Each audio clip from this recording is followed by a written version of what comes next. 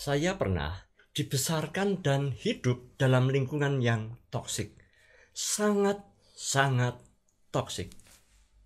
Puji Tuhan, Tuhan berhasil mencabut saya dari lingkungan itu.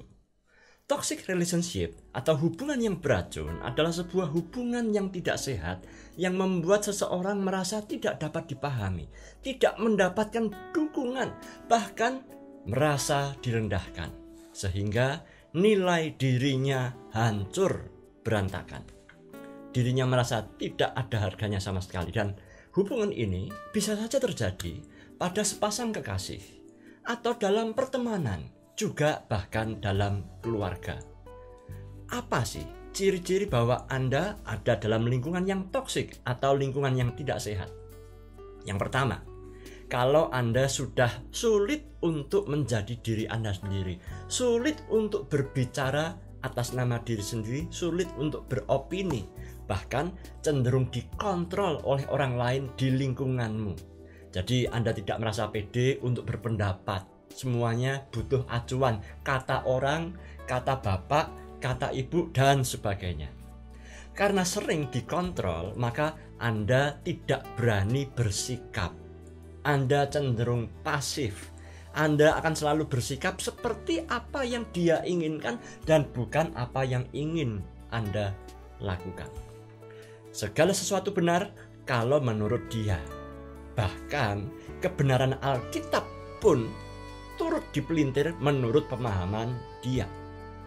Untuk sekadar berpendapat saja, Anda sampai berkali-kali harus takut. Jangan-jangan ucapan Anda menyakiti perasaannya. Dan konyolnya lingkungan yang toksik cenderung tidak mau melepaskan Anda, bahkan dengan argumen, saya berbuat gini kan karena saya sayang sama kamu. Gitu ya.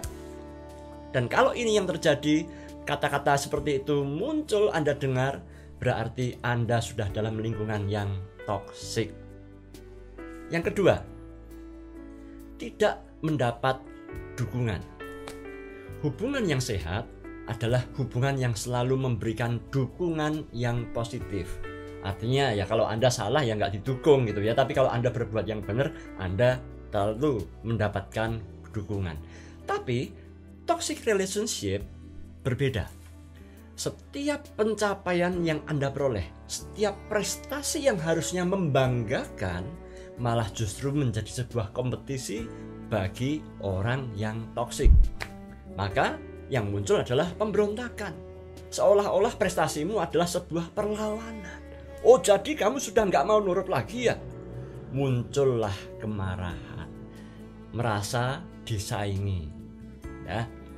Bahkan bisa jadi pasangan hidup Anda adalah orang yang toksik karena dia merasa tidak suka karena Anda berhasil melakukan ini dan itu sementara dia tidak berhasil melakukannya. Alih-alih merasa bangga, alih-alih Anda merasa mendapat dukungan atau apresiasi, Anda malah mendapatkan perkataan kasar, dicari-cari kesalahannya, dan mendapatkan kritik atas prestasi yang seharusnya membuat Anda bangga.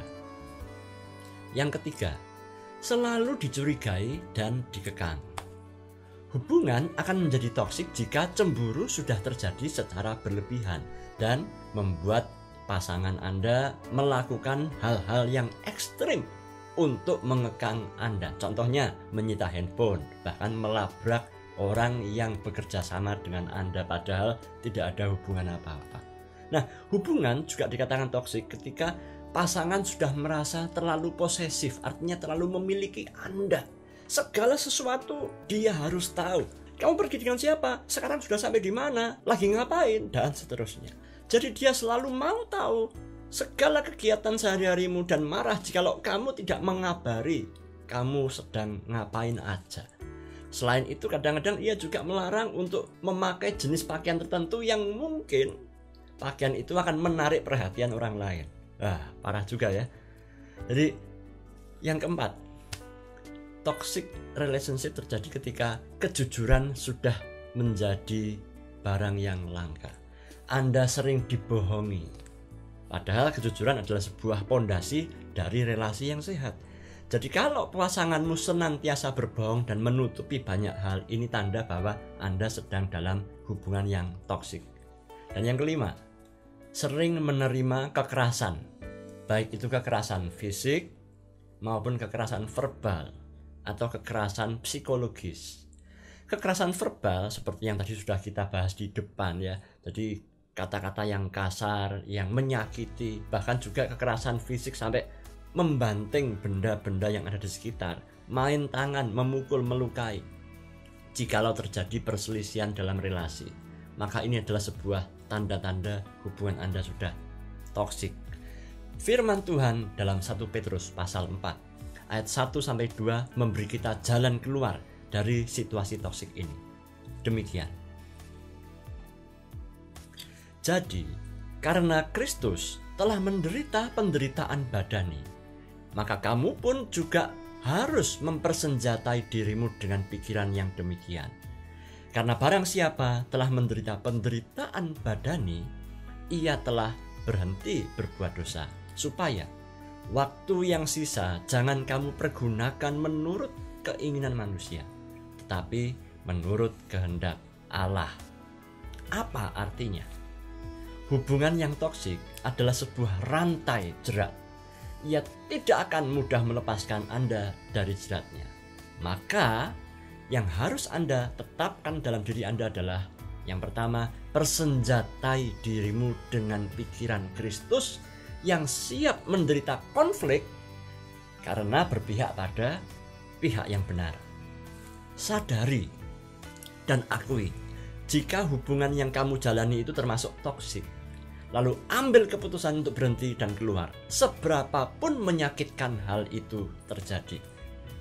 Yang kedua, jangan merasa berdosa atau bersalah karena kamu mengambil keputusan untuk keluar dari lingkungan akrabmu yang toksik.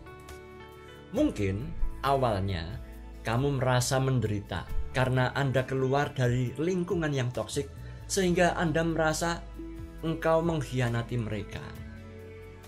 Tapi abaikan saja perasaan itu dan berkonsultasilah kepada Tuhan dalam doa.